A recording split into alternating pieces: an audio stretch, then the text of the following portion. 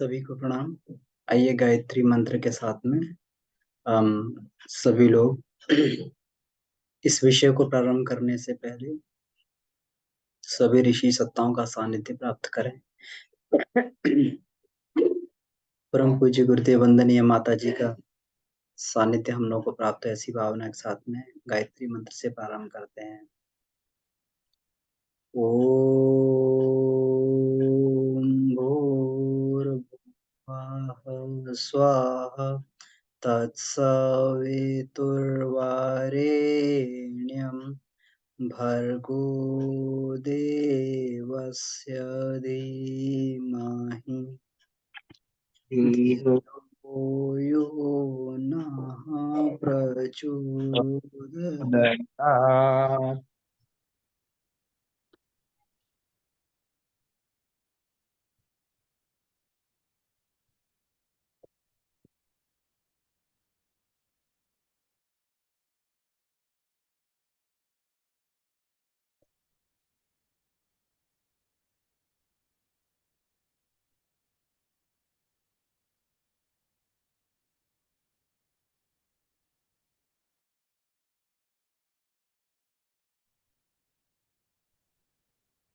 जी, तो पंचकोशीय साधना एवं उपलब्धियां, इस विषय के क्रम में हम लोग आगे बढ़ते हुए एक एक सोपान को, एक एक सीढ़ी को चढ़ते हुए चले आ रहे हैं और अपनी आत्मनिर्माण की जो विधा है, जिसको हम लोग ये बोल सकते हैं कि इसको जो है ये बताया गया है विधिवत। वैसे तो हर एक प्राणी संसार में अपनी आत्मिक उन्नति में लगा हुआ है,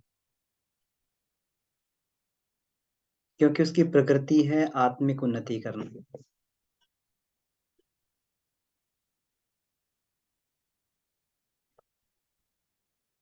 संसार का हर एक पार्टिकल, हर एक कण उस अंतिम अवस्था को प्राप्त करना चाहता है, उस पूर्ण अवस्था को प्राप्त करना चाहता है जहां से उसने प्रारंभ किया था। तो संसार का हर एक पार्टिकल अपनी गति के अनुसार, अपनी क्षमता के अनुसार आत्मिक उन्नति की दिशा में बढ़ रहा है।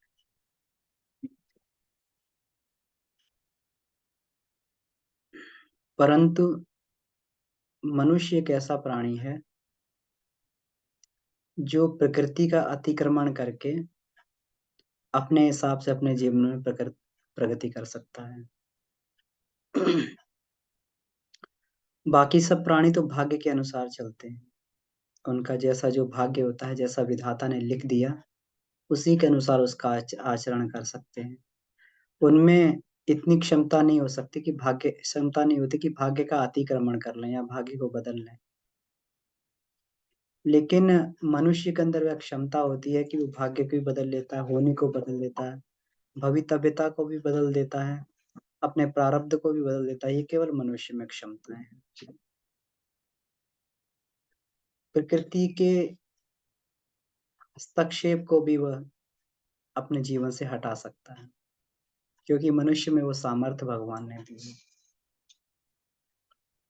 लेकिन इस सामर्थ्य का उपयोग ना करते हुए व्यक्ति स्वाभाविक रूप से जब आचरण करता है, तो पता नहीं कब मनुष्य स्तर से गिरकर पशु स्तर की ओर बढ़ने लगता है। धीरे धीरे पाशु वृत्तियां उसके अंदर आने लगती हैं। ये भोग विलास की वृत्तियां जो है मनुष्य को वहां तक गिरा देती हैं कि व्यक्ति फिर दूसरों को परेशान करने में, अपने भोग विलास के लिए दूसरों को सताने में भी जो है उसमें जरा भी उसको दिक्कत नहीं होती, जरा भी परेशानी होती। पशु स्तर से भी नीचे गिरता हुआ वो जो है पिशाच के स्तर पे, जो नर पिशाच के स्तर पे आगे बढ़ता चला जाता है।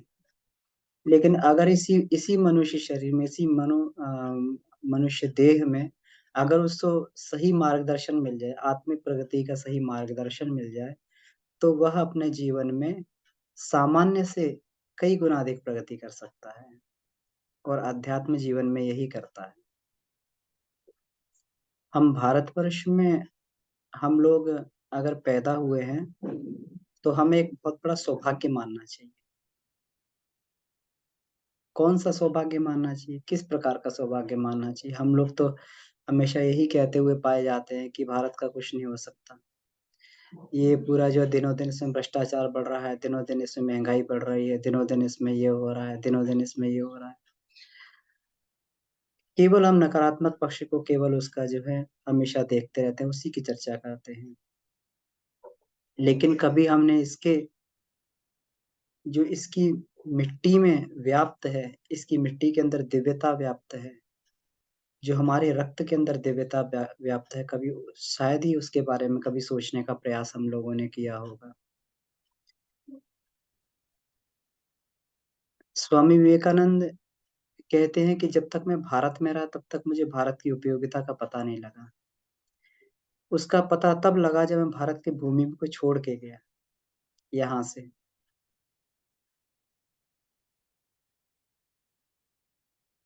उन्होंने कहा कि हो सकता है कि भारत ने किसी पे आक्रमण नहीं किया, किसी पे आधिपत्य स्थापित नहीं किया, लेकिन भारत के पास एक ऐसी शक्ति थी, जिससे उसने पूरे विश्व को अपना परिवार समझा। कौन-सी शक्ति थी? संवेदना की और प्रेम की शक्ति। इसकी आध्यात्मिक शक्ति, यही इसका आध्यात्मिक बल है। अगर भारत के पास कोई बल है, हो सकता है कि और राष्ट्रों के पास अलग-अलग बल हो। किसी के पास टेक्नोलॉजी का बल हो, किसी के पास में जो है अपनी राजनीति का बल हो, किसी के पास में पैसे का बल हो। लेकिन भारत की ताकत, भारत की जो बल है, वो मूल रूप से उसके अध्यात्म के। सारी संस्कृतियाँ नष्ट-भ्रष्ट होती रहती हैं, लेकिन भारतीय संस्कृति कभी नष्ट नहीं होती क्योंकि उसके मूल में अध्यात्म है, उसके मूल में दैवी संस्कृति है और दिव्यता कभी नष्ट नहीं होती। असुरता नष्ट होती रहती है, पदार्थ नष्ट होता रहता है, इधर से उधर उसका पंचीकरण होता रहता है, बदलता रहता है, लेकिन कभी भी जो है दिव्यता नष्ट नहीं होती, चेतना कभी नष्ट नहीं होती। भारत की मूल सत्ता में, उसकी संस्कृति में वो चेतना प्रधान संस्कृति है, अध्यात्म है। तो स्वामी विवेकानंद ने कहा कि ये बात मुझे तब समझ में आई जब मैं जो है ना भारतवर्ष में आया। भारतवर्ष में आके मुझे ये बात भारतवर्ष से बाहर जाके ये बात मुझे समझ में आई कि जो है कि भारत की भूमि पर पैदा होने का क्या गौरव है। आगे उन्होंने जो पंक्तियों में बात की, ये बड़ी मार्मिक बात है। उन्होंने कहा कि इस संसार में कहीं पर भी कोई जीवात्मा अगर अपनी आत्मिक प्रगति की इच्छा करेगी, अगर आत्मबोध की इच्छा करेगी, अपने आप को ईश्वर से मिलाने की इच्छा करेगी, तो उसको एक बार भारत में ज़रूर पैदा होना पड़ेगा। इतना बड़ा मार्मिक ये शब्द स्वामी विवेकानंद के थे।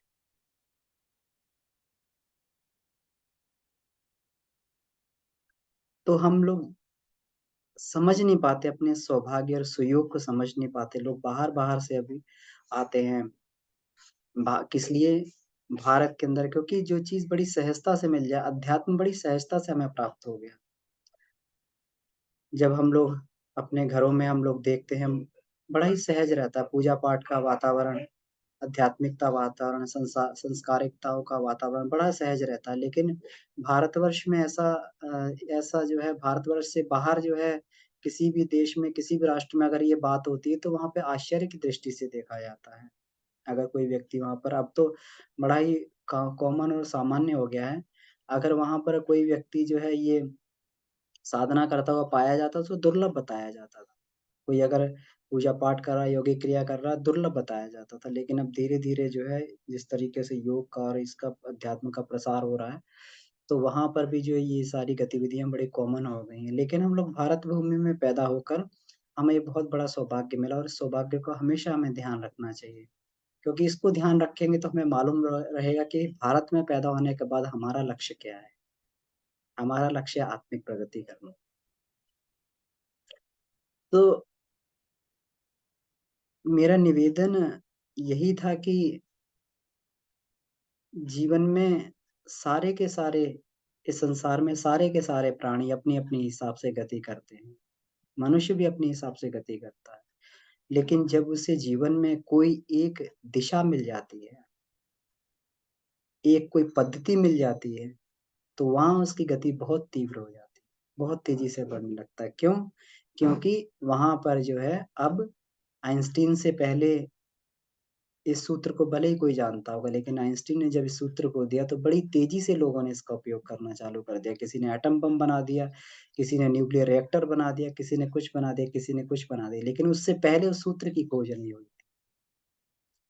तो भारत में जो है ये आध्यात्मिकता के सूत्र हमें मिलते हैं और ख़ास करके जब हम पूज्य गुरुदेव के साहित्य को पढ़ते हैं तो उन्होंने इतना आसान कर दिया है गायत्री की साधना को, चाहे वो एकमुखी गायत्री की साधना हो, चाहे पंचमुखी गायत्री की साधना हो, इतना आसान कर दिया उन्होंने। तो अब इसको भी इसीलिए उन्होंने एक टाइम बाउंडेशन भी बना दी।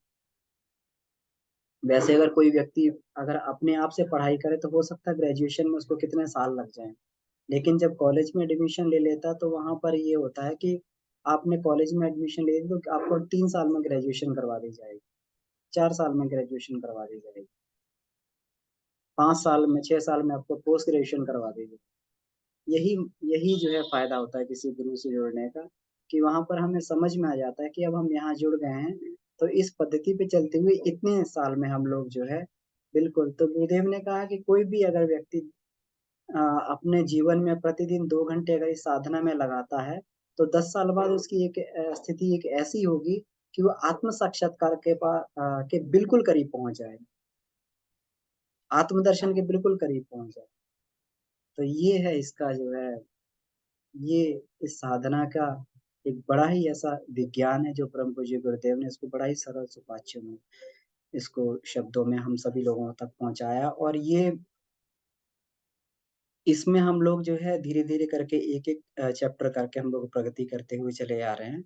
तो आज के इसमें ये है कि इस कक्षा में मुख्य रूप से इसी चीज़ को रखने का प्रयास किया गया है।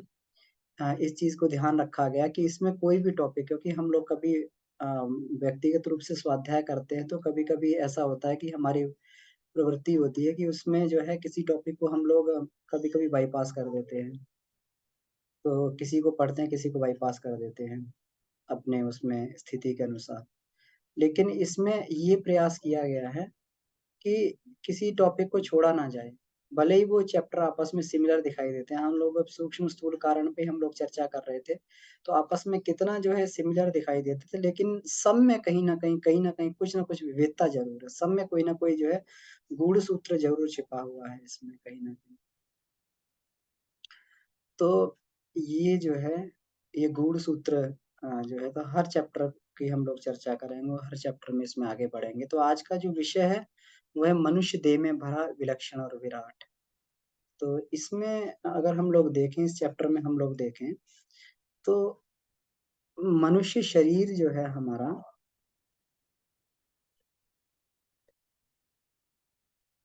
हम लोग साधारण रूप से बड़े ही साधारण मात्रा में जो है, बड़ी साधारण दृष्टि से शरीर को देखते हैं और इसकी क्षमताओं को भी पूरा आँक नहीं पाते हैं। लेकिन जिन्होंने भी इस शरीर के अंदर खोज की, उन्होंने पाया कि पूरा का पूरा ब्रह्मांड इस शरीर में भरा हुआ है। पूरा का पूरा ब्रह्मांड इस शरीर में ये एक छोटी-सी क्या कहते हैं, ब्रह्मांड की एक पूरे ब्रह्मांड की एक झलक झाँकी। जिस प्रकार वट बीज की पूरी क्षमता एक छोटे से नन्हे से बीज में रहती हैं, उसी प्रकार से इस ब्रह्मांड की सारी क्षमताएँ जो मनुष्य के अंदर मूल रूप से बीज रूप से विद्यमान रहती हैं और जो व्यक्ति उनको खोजता है, वो पा लेता है। वो और व्यक्ति इसको विकसित करता हुआ कभी इस तरीके से जिस प्रकार से पूरे विश्व ब्रह्मांड पर भगवान का नियंत्रण होता है, वो भी अपनी शक्तियों से जो ब्रह्मांड पर नियंत्रण स्थापित करने लगता है। तो जैसे हमारे ऋषियों ने जो है अंतःकरण में प्रवेश करके, अंतःगह्वर में प्रवेश करके उन्होंने ये पाया कि जिसको हम लोग शरीर मानते हैं, पूरा का पूरा विश्व ब्रह्मांड है। उन्होंने देखा, अब जो है विज्ञान जब प्रगति किया तो विज्ञान ने प्रगति की थी 19वीं शताब्दी के आसपास हम लोग ये जान पाए 19वीं 20वीं शताब्दी के आसपास हम लोग ये जान पाए कि जो है हमारा शरीर जो है बहुत सारे हमारे शरीर में जो है ये होते हैं क्रोमोसोम्स होते हैं, क्रोमोसोम से हमारा जो है ये इसमें ये होते हैं, जीन्स होते हैं, डीएनए होता है हमारा। तो इस तरीके से हम लोग ये जान पाए। लेकिन हमारा जो इसमें ये जानते थे ऋषि लोग जानते थे कि एक-एक कण पूरा का पूरा अपने-अपने आप में जो पृथ्वी के समान है, ब्रह्मांड के समान है। अगर हम लोग ये देखें, अगर स्थूल शरीर में अगर इसको देखा जाए आज की दृष्टि में क्योंकि हमारा साइंस जो है हमारे जो अध्यात्म विज्ञान था ये बहुत पहले से इस चीज़ को मानता रहा है कि देह में पूरा का पूरा ब्रह्मांड होता है और सारे हमारे ऋषियों ने मनीषियों ने उस शक्तियों को जागृत किया और उसका उपयोग भी अपनी भाँति से उसको किया, जहाँ-जहाँ जिसका-जिसका उपयोग था। अगर हम देखें तो विश्वामित्र जी ने क्या किया उन्होंने अपने तपोबल से, अपने आत्मबल से उन्होंने दूसरे स्वर्ग की रचना कर दी, एक नए ब्रह्मांड की रचना कर दी। तो इस तरीके से जो है ये पूरा तो आज का विज्ञान की दृष्टि से अगर इसको देखा जाए तो हमारी बॉडी में हम लोग पहले भी कर चर्चा कर चुके हैं पिछले इसमें चैप्टर्स में कि हमारी हमारी बॉडी पूरा का पूरा एक जो है पृथ्वी से भी अधिक अगर पृथ्वी की पॉपुलेशन को देखा जाए तो पृथ्वी की पॉपुलेशन कितनी होगी? ज़्यादा से ज़्यादा होगी 7 बिलियन पॉपुलेशन होगी। 7 बिलियन पॉपुलेशन हो गई हमारी पृथ्वी की, कितना 700 करोड़ होगी अधिक से अधिक तो 650 से 700 करोड़ के बीच में, इतनी होगी 7 बिलियन। लेकिन हमारे शरीर में कितने सेल होते हैं? 72,000 अरब सेल होते हैं, मतलब दुनिया से भी अधिक जो है, इसमें ये सेल होते हैं। बिलियंस ऑफ सेल इसमें जो है मनुष्य शरीर में होते हैं, 72,000 अरब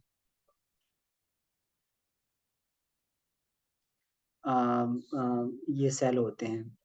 और उसमें जो है अब इसमें ये देखा जाए कि इसमें भी एक-एक सेल को अगर देखा जाए तो एक सेल में पूरी की पूरी दुनिया समाई है। ऐसा नहीं हमारे ऋषि-मुनि इसीलिए ऐसे नहीं बोलते हैं कि इसमें ओम पूर्णमदः पूर्णमिदं पूर्णात् पूर्णमुदच्यते कि पूर्ण में से भी कि पूर्ण में से भी अगर पूर्ण को निकालो तो उसमें से पूर्ण में से भी अगर कुछ निकाल लिया जाए तो वो भी पूर्ण होता है और जो बचता है वो भी पूर्ण होता है। तो अगर हम इसमें से शरीर में देखें तो इसमें शरीर कितने ऑर्गन से बना हुआ है और कितने ऑर्गन से बना हुआ है। ऑर्गन जो है टिश्यू से बने हुए हैं, टिश्यू जो है इससे बना हुआ है, सेल से बना हुआ है और उस सेल को भी निकाल लिया जाए तो वो पूरा का पूरा हमारे लाखों करोड़ों सेल मरते रहते हैं, जीवित भी रहते हैं। हर एक सेल जो है अपने आप में एक एंटिटी होता है, एक दुनिया होता है। अगर मान लीजिए कि एक एक जो है पूरा वैसे तो हमारे शरीर में जो है लाखों सेल प्रतिदिन मरते हैं, लेकिन शरीर पर इसका कोई प्रभाव नहीं पड़ता है। कोई दिक्कत नहीं है क्योंकि शरीर अपने आप में पूर्ण संस्थान है। लेकिन अगर एक भी सेल जो है अगर विस्फोट कर जाए, अगर गड़बड़ी कर दे तो क्या हो जाता है? हम जानते हैं क्या हो जाता है, कैंसर बन जाता है। एक भी सेल अगर विद्रोह कर दे, अपने अपने प्रोग्राम से अगर एक भी सेल विद्रोह कर दे, तो वो भी जो है अपने आप में पूरा जो है विद्रोह कर दे तो क्या बन जाता है? कैंसर बन जाता है और धीरे-धीरे कैंसर जो है पूरे शरीर में फैल जाता है। एक सेल के विद्रोह कर लेते हैं। 72,000 अरब सेल में से केवल एक सेल ये बोल दे कि मैं अपने हिसाब से नहीं चलूँगा तो फिर वो जो है पूरे के पूरे शरीर को नष्ट करने की क्षमता भी रखता है। और सेल में भी अंदर अगर खोजा जाए तो इसमें दिया भी हुआ है। सेल के अंदर जो है न्यूक्लियस है, न्यूक्लियस के अंदर क्रोमोसोम्स हैं। क्रोमोसोम्स को भी अगर देखा जाए तो देखिए कितने क्रोमोसोम कितनी ये जो है सघन एक रस्सी टाइप इससे बने हुए हैं और इस सघन रस्सी को भी खोल-खोल के देखा जाए तो इसमें ये डीएनए हमारे पार्टिकल हैं। इसको इसको जो न्यूक्लियाइड होते हैं इसके जो है ये बेस पेयर होते हैं, इतने बेस पेयर हैं। और इसमें साइंस कहती है कितने बेस पेयर होते हैं हमारे इसमें एक एक इसमें जो है कितने बेस सेल में कितने बेस प पेयर होते हैं 3.2 बिलियंस के करीब बेस पेयर होते हैं। मतलब ये डंडियाँ दिखाई दे रही हैं 3.2 बिलियन जो होती हैं हाँ, इसको इतने बेस पेयर होते हैं, इतना जो है इसमें जो है मतलब एक अगर कहा जाए तो 1 मिलियन जो 10 लाख का होता है और और जो 100 मिलियन का 1 बिलियन बनता है। तो इस तरीके से हम लोग देखें तो कितना जो है इतना जो है ये हमारे अंदर और एक इसका मतलब जो है सेल पूरी की पूरी दुनिया अंदर लेके बैठा हुआ है। अगर एक भी अब इसमें भी जो हम ये बात करें कि अगर एक सेल की अगर बेस पेयर भी कह दे कि मैं अपने हिसाब से नहीं चलूँगा, अगर मैं गड़बड़ी कर दूँगा तो पूरा पूरा सेल जो है सड़ना चालू हो जाएगा, खराब होना चालू हो जाएगा। उसकी प्रोग्रामिंग गड़बड़ जाएगी। ये पूरी की पूरी प्रोग्रामिंग है, इसमें यूनिट्स हैं, सारी की सारी प्रोग्रामिंग है सेल की। तो इस तरीके से जो है ये पूरा का पूरा तो हम पूरा ब्रह्मांड अपने शरीर में ये पूरा का पूरा लेके बैठे हुए हैं। अगर एक-एक सेल को अगर इसमें जागृत कर लिया जाए तो आध्यात्मिक साधनाओं के द्वारा यही किया जाता है। अब हम लोग थोड़ा आगे बढ़ते हुए इसमें देखते हैं कि हमारा नहीं, वो रिकॉर्डिंग आ जाएगी कहीं फिर चला ही ना जाए, ये गड़बड़ हो इसमें जो है ये लग रहा है मुझे कुछ, हाँ ठीक है। ओके, तो अब इसमें जो है हम लोग अगर इसको ये देखते हैं कि स्थूल शरीर क्या है, आदि गुरु शंकराचार्य ने पंचीकरण के रूप में जो है जाएगा। इसका ये प्रकटीकरण इसमें ये किया हुआ है। जी जी जी, हाँ अगर कोई इसमें डिस्टरबेंस हो तो मुझे बता दीजिएगा, आवाज वगैरह ना आ रही तो बता दीजिएगा, ठीक है। तो इसमें स्थूल शरीर के बारे में अब देखिए हमारे ऋषि मुनि लोग जो है कितना इसको विघटन करके कहाँ कहाँ तक इसको पहुंचे, इसके बेस में गए। तो उन्होंने देखा कि मतलब स्थूल शरीर क्या है, स्थूल शरीर किसे कहते हैं। आदि गुरु शंकराचार्य ने अपने जो है तत्व बोध वाले, इसमें शंकराचार्य के तत्व बोध है उसमें इसका वर्णन किया है पूरा का पूरा कि स्थूल शरीर क्या है।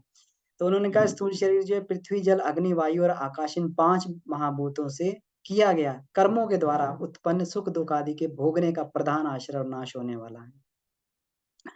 मतलब ये जो है 5 महाभूतों से निर्मित है और कर्मों से उत्पन्न सुख और दुख को भोगता है, ये हमारा जो है ये स्थूल शरीर है। और इस स्थूल शरीर में 6 विकार उन्होंने बताया कि इसकी इस 6 विकार किस तरीके के होते हैं, इसकी इसका जो है ये क्या है, इसका धर्म क्या है शरीर का, ये उत्पत्ति करता है, बढ़ता है, घटता है, वृद्धि को प्राप्त होता है, ढीला पड़ता है और नाश भी हो जाता है, ये इस तरीके का, क्योंकि इसी को पंचीकरण बोलते हैं सब, क्योंकि सारे पदार्थ अपने आपस में जो है एक तरीके से ये हो रहे हैं, एक तरीके से अपने आपस में कन्वर्जन कर रहे हैं, तो इसी आधार पे तत्वों का ये रूप रंग इसमें बदलता रहता है। तो इस शरीर का धर्म यही है कि मतलब ये पंच तत्वों से बना हुआ है और कर्मों के द्वारा इसको जो है ये भोगता है। अब इसमें आगे उन्होंने और भी इस तथ्य को आगे स्पष्ट करते हुए बोला है कि इसमें जो है सबसे अधिक जो है शरीर की रचना मूल तत्व आकाश से हुई है, आकाश से शरीर की रचना हुई है। अगर हम लोग देखें आकाश वास्तव में क्या है, ये वाला आसमान नहीं जिसको हम नीला आसमान बोलते हैं, यह आकाश नहीं है। आकाश का मतलब है कि चारों तरफ जो पूरे विश्व ब्रह्मांड में जो ईथर तत्व भरा हुआ वही आकाश है। विज्ञान इसको जो है इसको ईथर बोल देता है। ईथर का मतलब हमारा संचार का माध्यम, जो जो साइंस के विद्यार्थी होते हैं जानते हैं कि ईथर हमारा संचार का माध्यम होता है। अगर ईथर नहीं होगा तो हमारा संचार का माध्यम गड़बड़ा जाएगा। ईथर में हमारी अलग अलग तरह की जो है वेव्स रहती हैं, अलग अलग तरीके का ये रहता है, अलग अलग तरीके की हमारी जो है इसमें ये तरंगे रहती हैं, वो तरंगों के माध्यम से हम संदेश को इधर उधर भेजते हैं। तो ये पूरा का पूरा अब इसको अध्यात्म जो है इसको आकाश को बहुत अधिक है, इसको बहुत उदात्त और बहुत बड़ा तत्व मानता है और कहता है पूरे विश्व ब्रह्मांड में हमारे आकाश तत्व विद्यमान है और शरीर में भी पूरा का पूरा आकाश तत्व विद्यमान है। आकाश से ही शरीर की संरचना होती है, क्योंकि शरीर में अंदर जाके अगर हमारा प्राण है, अगर मन है, मन भी आकाश है। मन में जो है हम लोग ये सुनते हैं मन में जो वाणियां चलती हैं, जो जिसको हम लोग ये बोलते हैं बसंती वाणियां, ये भी जो अपने आप में वाणियां आकाश में चलती हैं। तो ये मन भी पूरा आकाश है, वो इसके ऊपर जो है आत्मा भी पूरा का पूरा आकाश है, क्योंकि आत्मा का भी अपना एक एक जो है ये होता है, आत्मा की अपना एक विस्तार होता है, तो पूरा का पूरा आकाश है ये। तो इसमें अब इन्होंने जो है इसको ये बताया कि अब इससे शरीर कैसे बनता, आकाश से शरीर कैसे बनता। तो उन्होंने कहा कि आकाश ने अपने आप को 2 भागों में बाँट दिया, आधा आकाश हो गया और आधे वायु को जो है और आधे को जो वायु भाग में मिला देता है। अब यहाँ हम देखें तो ये देख सकते हैं हम इसमें कि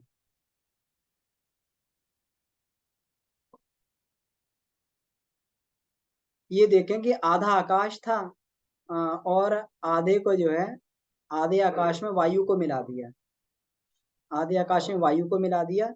तो अब जो है ये जो कॉम्बिनेशन बना आकाश और वायु का कॉम्बिनेशन बना, अब इस आकाश और वायु के कॉम्बिनेशन में अगर अग्नि तत्व को और मिला दिया गया तो ये क्या हुआ, ये तेज हमारा प्राण बन गया। तो मतलब प्राण का प्रकटीकरण कहाँ से हो रहा है, आकाश में वायु, वायु में अग्नि मिलके जो है, इसीलिए इसको तेज बोलते हैं, प्राण बोलते हैं। इसलिए प्राण जो है गतिशील भी रहता है और तेजस्वी भी होता है, इसमें हीट भी होती है।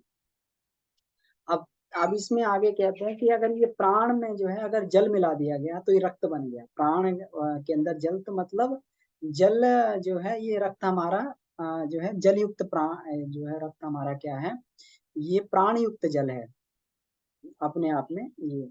तो इसको ये बोलते हैं कि मतलब एक कोलॉइडल सॉल्यूशन बोलते हैं इसको, जो इसमें बोलते हैं, तो ये मेडिकल इसके टर्मिनोलॉजी में बोलते हैं। तो इसमें जो है ये जल में ये मिला दिया गया तो रक्त बन गया, और रक्त में पृथ्वी तत्व मिला दिया गया तो स्थूल शरीर बन गया। तो हम लोग ये, हमारा आयुर्वेद भी ये मानता है कि जो है हमारे इसी से जो है भोजन के रस से हमारा रक्त बनता है, रक्त से हमारा मांस बनता है, मांस से जो है अस्थि बनती है, अस्थि से मज्जा बनता है, और फिर जो है इससे वीर्य बनता है। तो ऐसे तरीके से ये फॉर्मेशन होता है, वीर्य से फिर मनुष्य का शरीर बनता है। तो ऐसे करके जो है ये इसमें ये इसको समझाया गया। तो मूल रूप से जो हमारे इसमें कहने का तात्पर्य और कहने का भाव यही है कि मूल रूप से हमारा जो है पूरा का शरीर आकाशमय है। तो अब इसमें जितना शरीर है, अब देखिए शरीर का पार्ट कितना कम है। ये और हम लोग पूरा जीवन भर केवल इस शरीर को, पृथ्वी तत्व को ही संवारने में लगे रहते हैं, बाकी तत्वों पे हमारा कभी ध्यान ही नहीं जाता। जो आकाश हमारी पूरा, जो हमारी इच्छाएं हैं, जो हमारी वासनाएं हैं, जो इच्छाएं हैं, हमारी उमंगें हैं, जो कामनाएं हैं, भावनाएं हैं, ये पूरा का पूरा हमारी जो है ये स्थूल शरीर पर नियंत्रित करे रहती हैं। लेकिन मूल रूप से कभी हम नहीं समझ पाते कि हमारे शरीर पे जो मुख्य नियंत्रण है वो आकाश तत्व का नियंत्रण है। भारतीय योगियों ने इसी को जान लिया, और इस मूल चेतना से उन्होंने जो है आकाश से ही उन्होंने इस तत्व को परिष्कृत करके ब्रह्म को प्राप्त कर लिया, अमृत को प्राप्त कर लिया। अथर्ववेद में एक श्लोक आता है, अष्ट चक्रा नव द्वारा देवानाम पुरोध्य अस्याम हिरण्यः कोशः स्वर्णो ज्योतिषावृतः तस्मिन् हिरण्ये कोशे त्र्यरे त्रिप्रतिष्ठते तस्मिन् यदक्षमात्मानवत् तद्वै ब्रह्म विदो। अथर्ववेद में ये कहा गया है कि ये देह जो है यही अयोध्यापुरी है, जिसको हम अयोध्या बोलते थे, भगवान राम की नगरी। तो अयोध्या का मतलब जिसे कोई जीत नहीं सकता है, और वास्तव में जहाँ भगवान रहते हैं उसे कोई नहीं जीत सकता, जिस पुरी में भगवान रहते हैं उसको कोई नहीं जीत सकता। तो ये जो देह है ये अयोध्यापुरी इसको बोला गया।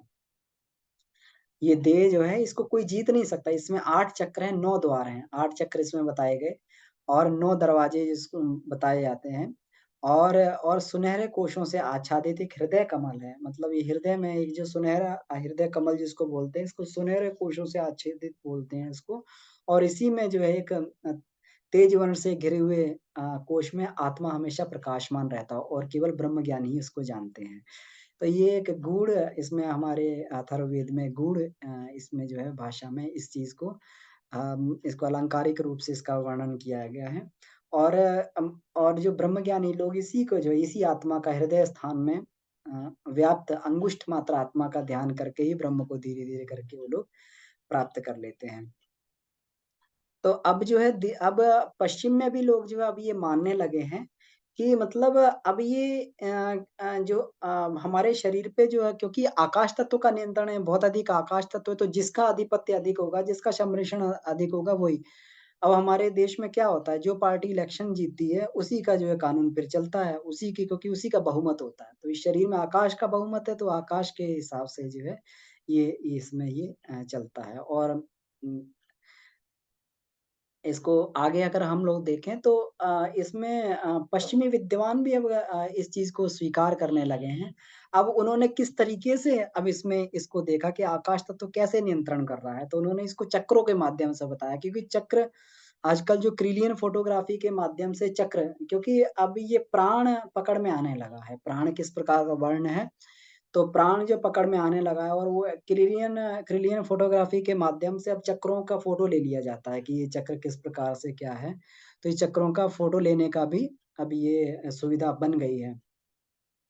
तो उन्होंने चक्र का फ़ोटो लिया, उन्होंने देखा कि शरीर में जो विशेष-विशेष जगह पे चक्रवात बन रहे हैं, ये तो वहीं बन रहे हैं जहाँ पे हमारी मेन ग्लैंड्स हैं, ग्रंथियाँ हैं।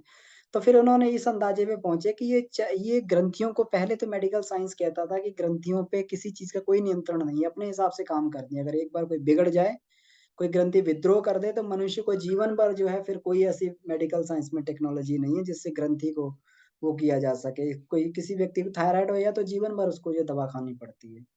किसी का क्या अगर वो उसका जो है ये गड़बड़ा जाए, लीवर, तो जीवन भर उसको जो है, अगर ये पैनक्रियाज़ गड़बड़ा जाए तो जीवन भर उसको जो है अपना शुगर कंट्रोल करने के लिए दवा खानी पड़ती है। लेकिन जब इसमें देखा गया, विज्ञान ने देखा कि जहाँ-जहाँ हमारे ये ग्रंथियाँ वहाँ-वहाँ कुछ विशेष चक्र हैं, कुछ विशेष चक्रवात बन रहे हैं। तो उन्होंने कहा कि यही एक कोई ऐसी सत्ता हो सकती है, जिससे जो है ग्रंथियों का नियंत्रण होता। तो उन्होंने और भी अधिक इसमें खोज चालू की और फिर अब तो क्रिलियन फ़ोटोग्राफ़ी के माध्यम से अब तो ये जो ओरा स्कैनर मशीन आती है, ये देख लेती हैं कि कौन से चक्र में क्या गड़बड़ी है।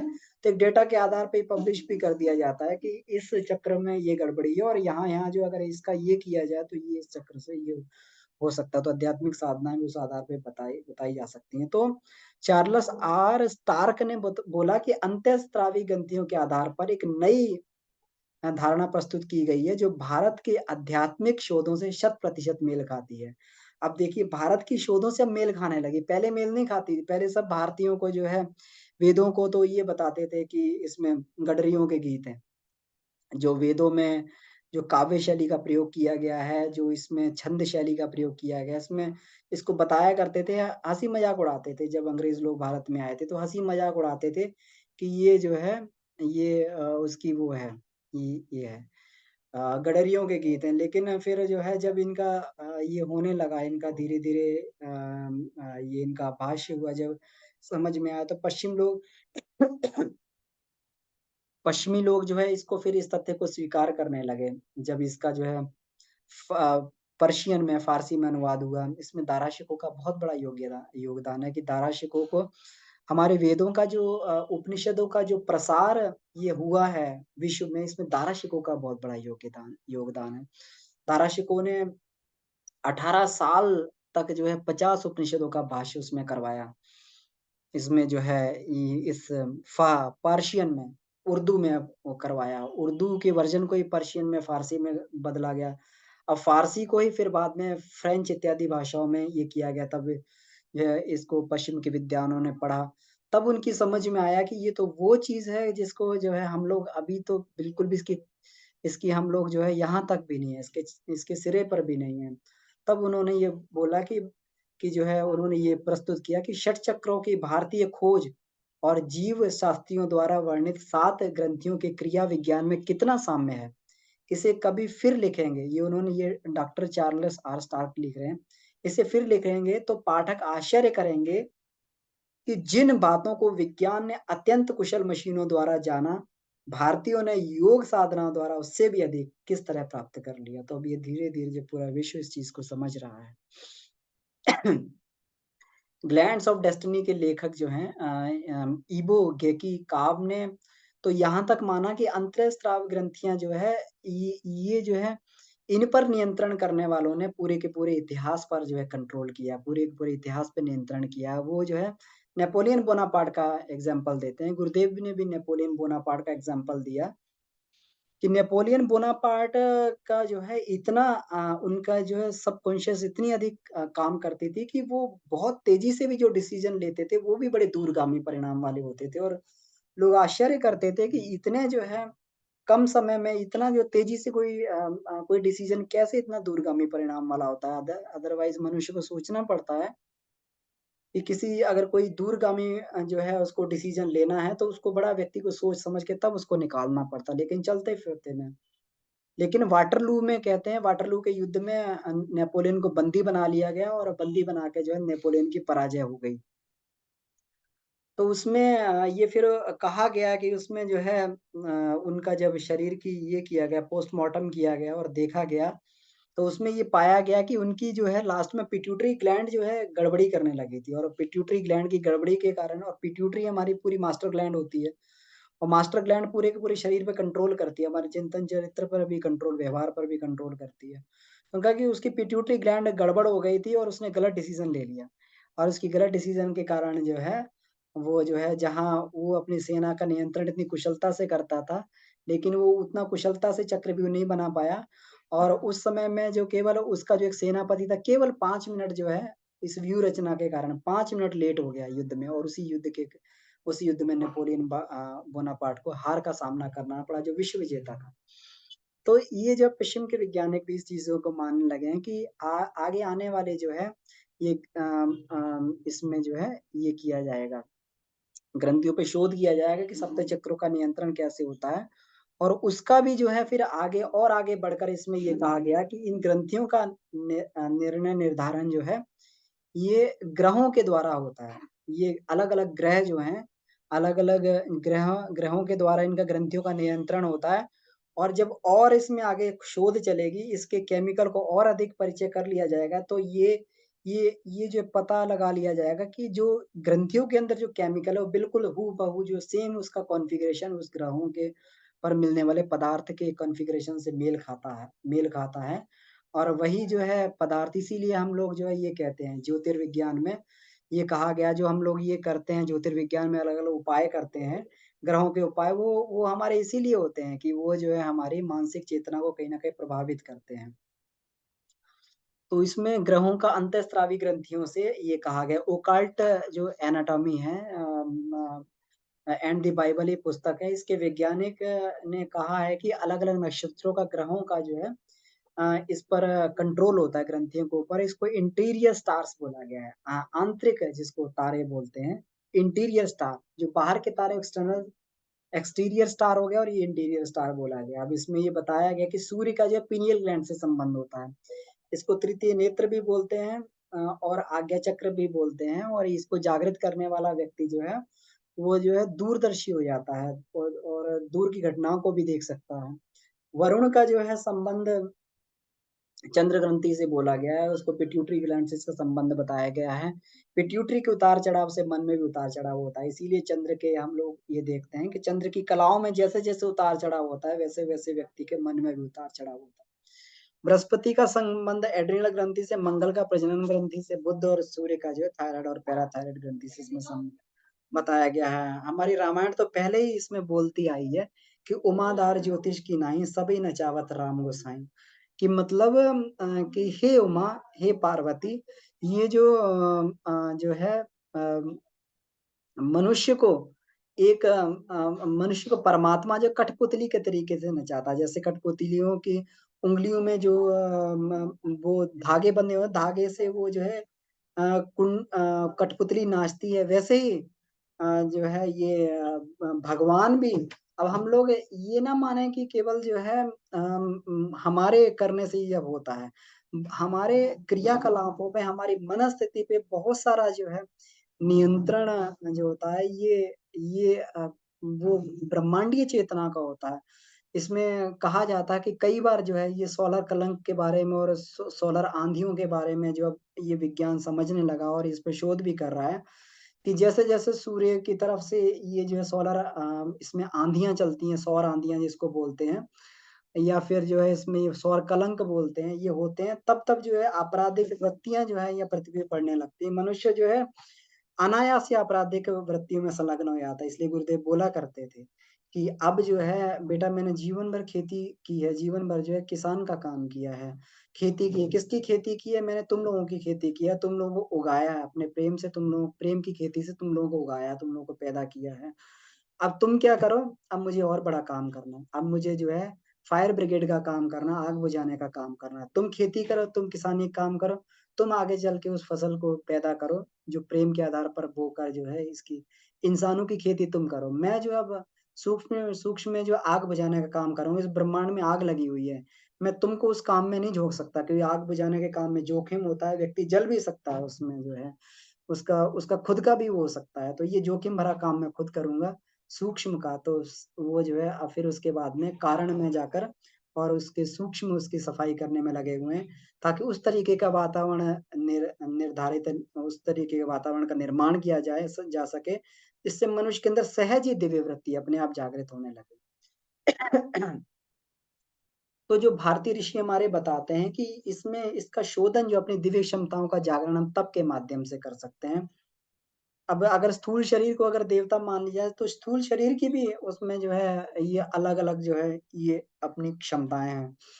अब इसमें देखा जाए तो बहुत सारी उदाहरण ऐसे मिलते हैं कि इसमें जो है जो रोगी और दुर्बल काए थे चंदगी राम और सेंडो जैसे पहलवान। सेंडो के बारे में कहा जाता है कि एक बड़े ही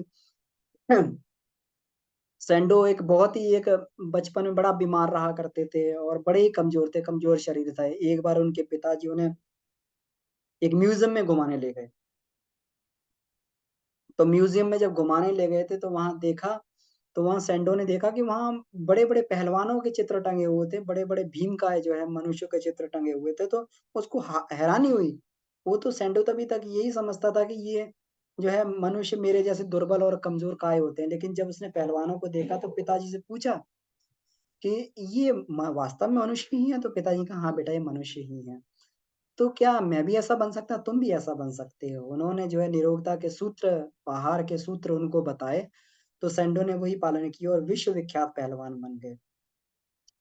इसी तरीके से जो है कई पहलवान जो हैं इसमें अपना जो है ये पोहारी बाबा के बारे में कहा जाता है कि वो आहार के द्वारा जो है ये आकाश से पूरा अपना पोषण प्राप्त कर लेते थे। केवल आहार पवहारी मतलब केवल हवा का आहार करते थे और कुछ भी नहीं खाते थे, तब भी उनका शरीर जो है पुष्ट रहता था। गुरुदेव ने एक एग्ज़ाम्पल दिया, स्वामी कृष्णाश्रम जी का एग्ज़ाम्पल दिया, 200 वर्ष आयु उनकी थी। तो ये शरीर की साधना है और तप तितीक्षा के माध्यम से अपनी सोई हुई शक्ति को जागृत किया जा सकता है। तप क्या है? अपने अंदर गर्मी पैदा करना। हम लोग जानते हैं ठंड से जो है शरीर सिकुड़ने लगता है। जब गर्मी आती है तो शरीर में क्रिया होने लगती है, शरीर में जोश आने लगता है। ठंड में जो सब सिकुड़ जाते हैं, क्रिया शक्ति अपनी कमज़ोर पड़ जाती है। लेकिन जैसे-जैसे वसंत का मौसम आता है, तो धीरे-धीरे पुष्पित और पल्लवित होने लगते हैं, शरीर में नई क्षमताएँ प्रकट होने लगती हैं। तो कई तरीके की तप तितिक्षाएँ परम पूज्य गुरुदेव ने बताई हैं। तब की पूरी अभी 2 क्लासें अपनी-अपनी जो है ये 5 बजे वाली जो पंचकोश की साधना की क्लास चलती है उसमें हो चुकी हैं। तपश्चर्या कोर्स में 12 तरीके के जो गुरुदेव ने तप बताए हैं, उसकी चर्चा की गई है, पूरा का पूरा उसमें जो 2 क्लासेस में। तो कौन-कौन से तप किए जाते हैं? तो इसमें यही कहा गया है कि शरीर की जो तितिक्षा, ब्रह्मचर्य, आस्वाद इत्यादि जो है उपवास तत्व किए जाते हैं, इससे शरीर की क्षमता बढ़ती है, उसकी रोग प्रतिरोधक क्षमता बढ़ती है और जो लोग अधिक सुविधाएँ लेते हैं, जो लोग तप नहीं करते, उनकी रोग प्रतिरोधी क्षमता जो है, प्रतिरक्षा क्षमता उनकी कम होने लगती है। और यही तप से अगर कोई पहली चीज़ पैदा होती है, तो ओजस पैदा होती है। अगर हम लोग कहते हैं कि अब कई बार हम लोग कहते हैं कि ब्रह्मचर्य से अगर वीर्य का क्षरण रोका जाए, तो वीर्य ओजस में बदलने लगता है। तो पहली चीज़ जो है, ओजस पैदा होती है। ब्रह्मचारी लोगों के अंदर कितनी एक एक सहज तेज उनके चेहरे पे रहता है, एक सहज प्रफुल्लता उनके चेहरे पे रहती है। अगर उसमें स्वामी विवेकानंद का देखा जाए या और भी जो लोग हुए हैं, संत लोग जो हुए हैं जो लोग महापुरुष लोग हैं, उनकी उनके चेहरे पे एक दिव्य ओज उनके चेहरे पे एक छलकता रहता था, एक दिव्य प्रकाश। उनके अंदर एक अद्भुत स्फूर्ति और उत्साह भरा रहता था, तो ये क्या है ओज। तो जैसे-जैसे हम लोग ब्रह्मचर्य पालन करते हुए, वीर का संरक्षण करते हुए ओज होता तो ये ओज जो है फिर धीरे-धीरे ओज तेज में फिर वर्चस्व में बदलता हुआ चला जाता है। तो ओज ही प्रथम चरण है। तो ओज को ही प्राप्त करना चाहिए। तो इसमें जो है इसमें आकाश तत्व परिमार्जन से ये बोला गया है कि प्रथम जो चीज़ प्राप्त होती है वो ओज प्राप्त होती है। और कहते हैं कि हम लोग देखते हैं कि जब ओजस्वी व्यक्ति को देखा जाए, तो ओजस्वी हमारे शरीर में ओजस्विता का किस प्रकार से प्रकटीकरण हो रहा है, इसकी कंडीशन जो है गुरुदेव ने बताई है। कि मतलब जो ओजस्वी व्यक्ति होते हैं पराक्रम में ही उन्हें अपना पराक्रम प्रदर्शित करने में मतलब कठिनाइयों से जूझने में उन्हें संतोष और गौरव प्राप्त होता है। उन्हें जो है ये सरल सीधा जीवन उन्हें जो है बिल्कुल अच्छा नहीं लगता। उन्हें उन्हें लगता है कि जीवन में हमेशा जो है कुछ न कुछ संघर्ष करने के लिए हो। तो उस तरीके का हमेशा एक ये रहता है। आलस में पड़े रहना उन्हें मरण तुल्य लगता है। बिल्कुल एक लज्जा अनुभव होती है कि अगर कुछ कर नहीं रहे, आलस में पड़े हुए हैं तो एक लज्जा का अनुभव होता है। अपाहिज और अकर्मण्यों की तरह जो सुस्त रहना होता है, अत्यंत कष्टकारक लगता है। अगर उन्हें कोई काम नहीं मिल रहा है, तो काम अकर्मण्य स्थिति में है तो बड़ा ही कष्टकारक लगता है। कोई न कोई काम उन्हें जो है पड़े रहना उनको जो है लगे रहना उनको अच्छा लगता है। सक्रियता अपनाए रहना, कर्म निष्ठा के प्रति तत्पर बने रहने में ही उन्हें आनंद आता है। ये ओजस्वी व्यक्ति के लक्षण होते हैं। जब ओजस्विता जीवन में प्रकट होती है, तो व्यक्ति के जीवन में ये लक्षण प्रकट होने लगते हैं। लेकिन अगर ओजस्विता शरीर में से नष्ट हो जाए, अगर ओजस्विता को शरीर में से निकाल दिया जाए, तो अकर्मण्यता और कर्मनिष्ठा, निर्जीवता सजीवता, आलस्य उत्साह, निराशा आशा, प्रखरता पराभव। तो ये जो मतलब जो है इसमें अगर के ओजस्विता किसी के उसमें से निकाल दी जाए, तो हम लोग देखते हैं कि चेहरा कितना बुझा-बुझा सा लगता है। भले ही वो कितना बलिष्ठ हो, भले ही कितना अच्छा हो, तो कितना लेकिन कोई भी शारीरिक दुर्बल व्यक्ति भी अगर उसके चेहरे पे वो छलक रहा है, तो उसका व्यक्तित्व बड़ा आकर्षक लगता है, उसका व्यक्तित्व बड़ा मनमोहक लगता है। लेकिन अगर कोई व्यक्ति जो है बड़ा पहलवान भी हो और उसके चेहरे पे ओज नहीं है, तो उसका जो है बड़ा ही उसके चेहरे से उसको ये नापा जा सकता है। तो अब ओजस का जागरण कैसे हम लोग ओजस का जागरण आध्यात्मिक साधनाओं से किया जा सकता है। तो यहाँ पर इस चैप्टर में परम पूज्य गुरुदेव ने इसमें आकाश को जो है ये ओजस के क्योंकि आकाश तत्व का जागरण जो है जिसको हम लोग जो है ओजस, तेजस और ब्रह्मचर्य बोलते हैं, ये सभी सूक्ष्म शक्तियाँ हैं और यही आकाश तत्व है। तो इसमें परम पूज्य गुरुदेव ने इसको जो है ओज से ही प्रारंभ किया है इसको और ये बताया कि ओजस का जागरण कैसे होता है। तो मात्र श्रम और आहार विहार से जो है केवल शरीर तो वृद्धि हो सकती है लेकिन जिसको हम ओजस्विता पुकारते हैं उसके लिए व्यक्ति को विशिष्ट साधनाएँ करनी पड़ती है, यौगिक साधनाएँ करनी पड़ती है, ध्यान इत्यादि का ध्यान धारणा इत्यादि का उसको जो है इसमें ये सहारा लेना पड़ता है। जब व्यक्ति ध्यान करके उठता है तो उसके चेहरे पे अलग तेज छलकने लगता है। जो स्वामी विवेकानंद ध्यान करके उठा करते थे, चेहरा एकदम दमकता था, चेहरा उनका जो चमकने लगता था। एक एक जो है उनके अलग आभा उनके चेहरे पे अलग आभा मंडल उनके आस-पास में जो दमकने लगता था। तो ये ओज तेज है, ये व्यक्ति को ये आगे योग साधनाओं से, आध्यात्मिक साधनाओं से उसको अपने जीवन में प्राप्त होता है। आगे चल के परम पूज्य गुरुदेव ने कहा है कि इसमें जो है शरीर में क्योंकि ये हमारी हमारी जो है जो क्षमताएँ हैं जो शरीर में मुख्य शक्तियाँ हैं ब्रह्मांड में, विश्व में मुख्य शक्तियाँ हैं, 3 मुख्य शक्तियाँ बताएँगे, विद्युत, ताप और प्रकाश ये मुख्य शक्तियाँ बोली गई हैं। इसी को जो है हम परम पूज्य गुरुदेव ने बताया है कि विद्युत धारा प्राण के रूप में इसका जो है प्राण के रूप में जो है ये पूरी विद्युत धारा संचारित होती है, नस-नाड़ी में प्राण संचारित होता है, तभी जो शरीर की क्रियाकलाप इसमें जो है ये आगे चलती हैं। प्रकाश को जो है इसमें ये बोला गया है, इसमें प्रकाश को जो है ज्ञान के रूप में इसमें प्रकाश को इसमें दर्शाया गया है, सतोगुण के रूप में इसमें 3 गुणों के रूप में परम पूज्य गुरुदेव ने इसको जो है ये बोला है कि 3 गुणों के रूप में ये हमारे विद्यमान रहती हैं, जिसमें विद्युत को ब्रह्मा, प्रकाश को विष्णु और ताप को शिव बोला गया है। और इन्हीं के कारण हमारे जो है इसमें मानव क्षेत्र में भावना इच्छा और क्रिया भावना, इच्छा और क्रिया जो है इन्हीं के कारण जो और भावना, इच्छा, क्रिया ये सारी की सारी आकाश से ही संबंधित होती हैं। और ये आकाश तत्व का परिष्कार, परिशोधन हम लोग जैसे-जैसे हम लोग पंचकोश साधना का ध्यान करते हैं, तो पूरा का पूरा उसमें क्या है आकाश तत्व के शोधन का उसमें उसमें बताया गया है कि हम अपने जो है स्थूल शरीर के माध्यम से, अन्नमय कोश के माध्यम से ओज को जगाते हैं। अगर इसमें प्राणमय कोश के माध्यम से तेज को जगाते हैं। प्राण विद्युत को जगाते हैं और इसमें जो मनोमय कोश के माध्यम से अंदर प्रज्ञा को इसमें सद्बुद्धि को जागृत किया जाता है। और इसमें विज्ञानमय कोश के माध्यम से हम अपने अंदर की दीप्ति को बढ़ाते हैं। दीप्ति का मतलब अपनी इच्छाओं को, भावनाओं को, श्रद्धा को हम लोग दिशा देते हैं और आनंदमय कोश में जो है अपना जो इसमें कांति के माध्यम से तृप्ति, तुष्टि और शांति जिसका जिसका मनुष्य असली हकदार है, उसको जो प्राप्त करते हैं। तो ये अलग-अलग ये जो कोशों की साधनाएँ बताई हैं, पूरा का पूरा जो है इसमें तो इसीलिए इसमें ये इसको पंचकोश साधना से पहले ये सारा का सारा परिचय दिया है कि मनुष्य सही रूप से इसको समझ ले कि जो हम करने के लिए जा रहे हैं, वो वास्तव में जो उसका सिग्निफिकेंस हमारे जीवन में क्या है। तो इसको यहीं पे समाप्त करते हैं हम लोग, समय भी हम लोगों का हो गया है, कुछ अधिक समय ही हो गया है। तो अगर कोई इसमें कुछ बनता हो, कोई प्रश्न उत्तर बनता हो तो हम लोग इस पे चर्चा कर सकते हैं या कोई अनुभव इसमें बनता हो तो इस पर भी चर्चा की जा सकती है। जी। वैसे प्रणाम। जी भाई साहब प्रणाम। जी गोकुल जी भाई साहब। वैसे ये जो बात आती है कि 2 घंटा रोज दिया जाए तो 10 वर्षों में ये हो जाता है। तो इस पर आपका प्रैक्टिकल जो आपने किया उस पे थोड़ा बताइए और ये बात कि 22 घंटों के कार्यों का भी प्रभाव क्यों नहीं पड़ेगा? 2 घंटे मान लीजिए आपने किसी तरह से अपने कर लिया, तो बाकी 22 घंटों का भी तो क्रियाकलाप का हिसाब होगा, वो भी तो बिल्कुल। इनको प्रभाव करेगा। तो इस जी। पर आपका क्या प्रैक्टिकल एक्सपीरियंस है, ये जानने की इच्छा जी, है। आपने जी कैसे भाई इसको साहब। किया? जी, जी, जी। तो आपने बिल्कुल सही कहा और बिल्कुल ये प्रैक्टिकली इसमें ये होता भी है कि देखिए 2 घंटे की साधना जो है इसमें एक-एक कोष में हम लोग जब प्रारंभ करते हैं, तो पाँचों कोशी की साधना प्रतिदिन की जाती है। लेकिन फिर जो कोश हमारा जिस प्रकार से जैसे शुरू में हमें अन्नमय कोश की साधना करनी होती है, तो अन्नमय कोश में हम लोग जो है अपन लोग आसन वगैरह इत्यादि ये अधिक करते हैं।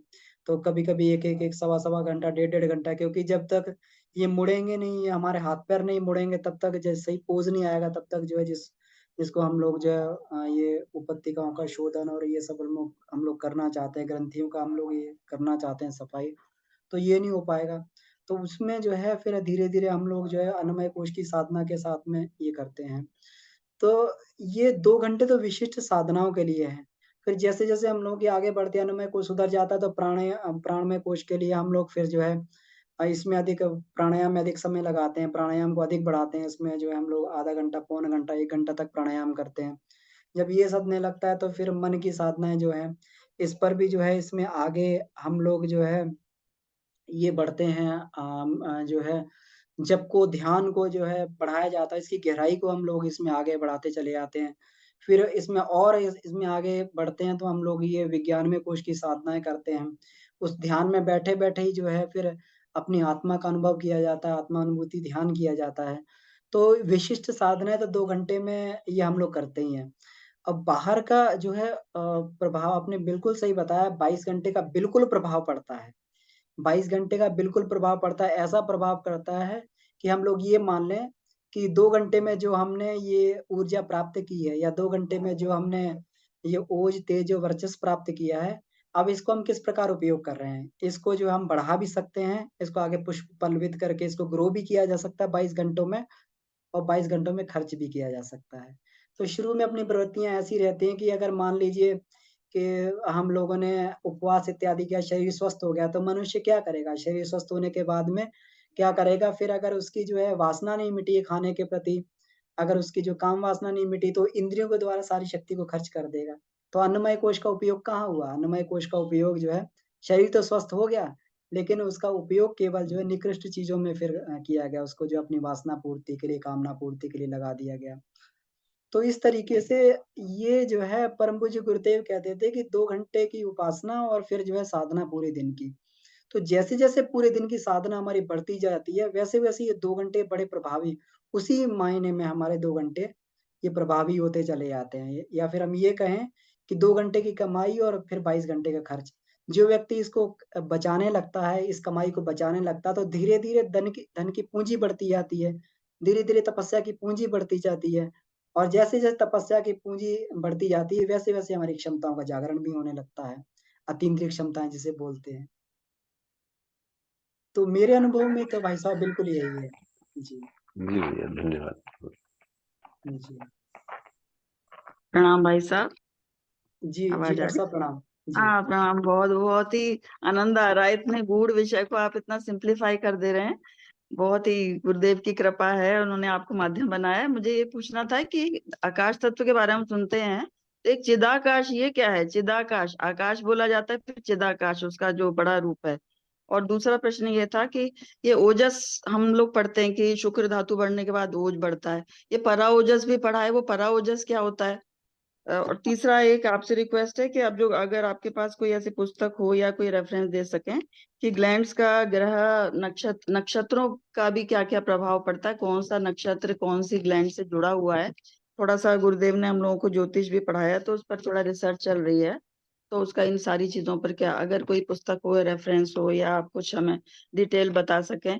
और ये ओजस के बारे में थोड़ा और डिटेल बताएंगे, कैसे इसको और बढ़ा सकते हैं, और ये थोड़ा और डिटेल करके चलेंगे तो और ही बहुत ही बढ़िया रहेगा। Thank you.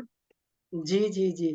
तो अब इसमें ये देखा जाए कि देखिए, ये तो परम पूज्य गुरुदेव का इसमें जो है कि गुरुदेव ने इतना सरलीकरण कर दिया, तो हम सभी लोग उनके प्रति कृतज्ञ हैं।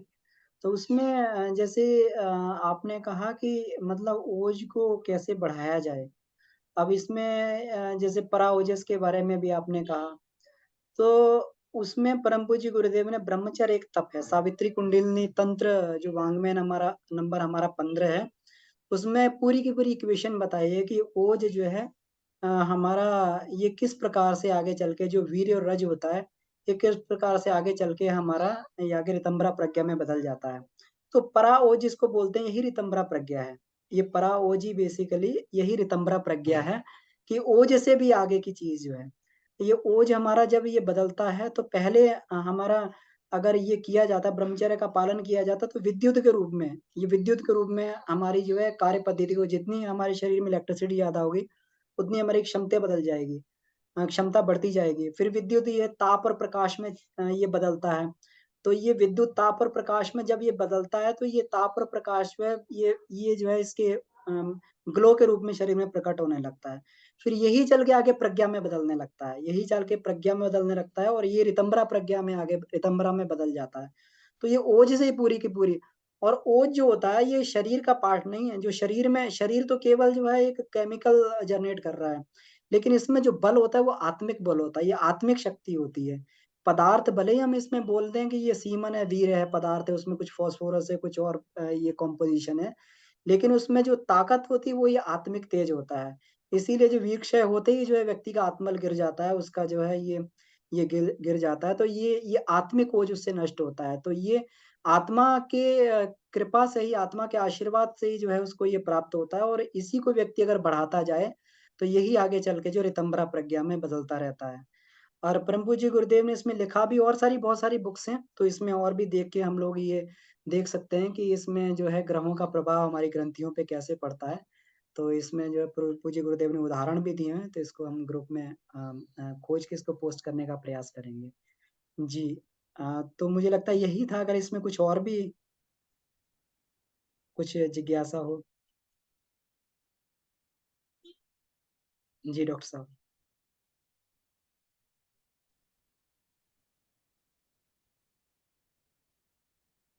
तो यही हमारा आत्मिक बल में धीरे-धीरे बदल जाता है।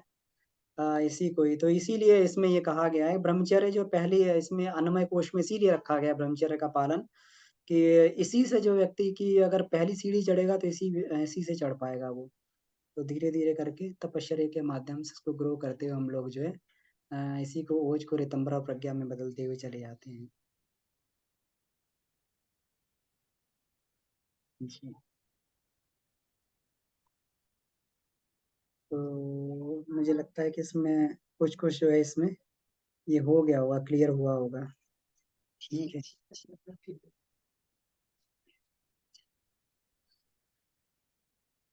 तो ठीक है। तो अगर कोई और प्रश्न बनता है तो उस पे चर्चा की जा सकती है, नहीं तो फिर क्लास को हम लोग यहीं समाप्त भी कर सकते हैं। तो भैया ये माना जाए कि ब्रह्मचर्य सदने के पहले तक आदमी आत्मिक उन्नति को बढ़ नहीं सकता। जी, बिल्कुल भाई साहब, बिल्कुल। क्योंकि क्योंकि जब ऋतंभरा प्रज्ञा जब जागृत होती है व्यक्ति की, तभी जो है वो ईश्वर से सायुज्यता बैठाता है, तभी उसकी ट्यूनिंग हो पाती है। नहीं तो साधारण व्यक्ति जो है, क्योंकि माया का जो ये होता है, माया जाल जो होता है, माया इतनी प्रबल होती है कि व्यक्ति जो प्रकृति के वशीभूत होके चलता रहेगा। जिस प्रकार से उसका निर्धारण किया गया है, तो फिर वो पेट और प्रजनन की गतिविधियों से बाहर नहीं आ पाएगा। इस संसार में माया का अतिक्रमण करने के लिए व्यक्ति को अपने अंदर जो विशेष क्षमताएँ जागृत होती हैं, जिसके लिए उसको जो है ये करना पड़ता है, अपने आप को जो है ये अपनी प्रज्ञा को जागृत करना पड़ता है, ताकि वो जो है ये साफ-साफ देख सके कि ये जो भी काम हो रहा है, दृष्टा भाव से देखने के लिए। ये जो भी काम हो रहा है ये माया से हो रहा है। जैसे ये कहते हैं ना, गुणा गुणेषु वर्तन्ते इति मत्वा न संजते। तो गुणा गुणेषु वर्तन्ते, ये तो सब समझते हैं गुण-गुणों में बरत रहे हैं, लेकिन जो है जो ज्ञानी लोग होते हैं वो इसमें संलग्न नहीं होते। तो इस चीज़ को दृष्टा भाव से देखने के लिए अपने ज्ञान को विकसित करना पड़ता है, और ज्ञान जो ऋतंभरा प्रज्ञा से विकसित होता है, और ऋतंभरा प्रज्ञा इसी से, ब्रह्मचर्य से आगे चल के विकसित होती है। इसी से जो व्यक्ति जो है माया पर अतिक्रमण कर लेता है, नहीं तो फिर माया जो है फिर जब तक मनुष्य पे अतिक्रमण करती है तो फिर जो है गुणों की चपेट में ही व्यक्ति रहता है। बहुत सुंदर भैया।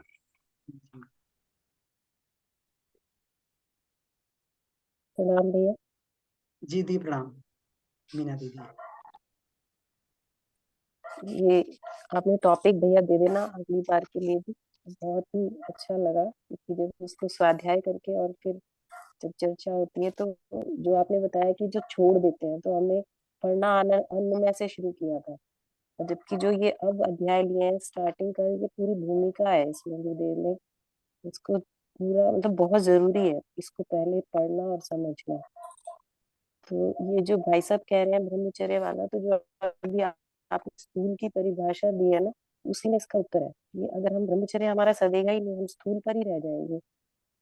तो वो जो बचाने की बात हो रही है ना, शायद जैसे बाबूजी बता रहे हैं कि आकाश में मिलने वाली बात, तो जो इसमें बताया गया है ना कि आकाश से कैसे हमारा ये आया है, तो जब हम स्थूल में होते हैं तो हमें वहां आकाश का पता ही नहीं है। शायद हम आकाश को ही निकाल रहे हैं साधनाओं के द्वारा, उस आकाश तत्व को अलग करते हैं इन साधनाओं से, और धीरे जी धीरे फिर आकाश तत्व को अनुभव करते हैं। जी, स्थूल में तो हमें प्रकाशित आकाश का करती है। अनुभव नहीं, जी इसीलिए ब्रह्मचर्य का अनुभव हमें उस समय पे होता ही नहीं है। ये जो था कि घटते हैं, बढ़ते हैं, घटते हैं, धीरे धीरे फिर बूढ़े हो जाते हैं। तो ब्रह्मचर्य अगर नहीं साधेंगे तो वो क्रियाएं चलेंगी जो हमें स्थूल शरीर से, मतलब मैं मुझे लग रहा है मैं सही समझ पा रही हूँ। बिल्कुल बिल्कुल दीदी, आपने और बिल्कुल सही समझा है कि अपने सूक्ष्म और कारण को ग्रो करने के लिए जो है इसकी अति आवश्यकता है। नहीं तो व्यक्ति स्थूल क्रियाओं तक ही सीमित रह जाएगा।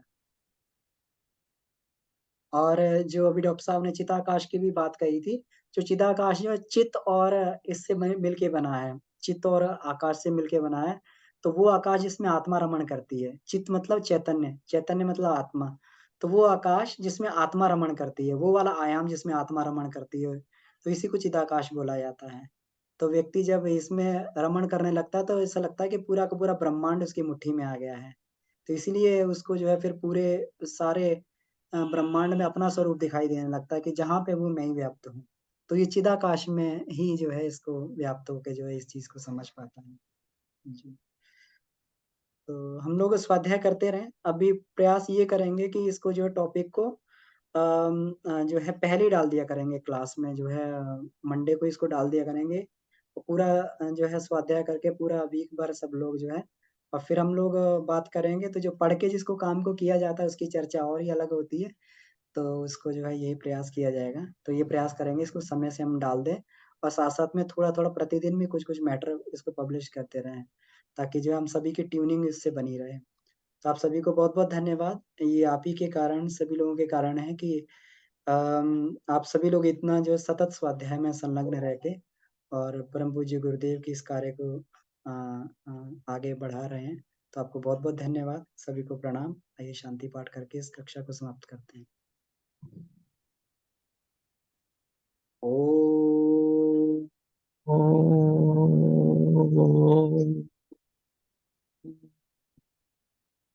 शांति शांति शांति। समाप्त। सभी को शांति। प्रणाम। प्रणाम। क्लास तुम ले ले, क्लास बढ़िया रहेगा।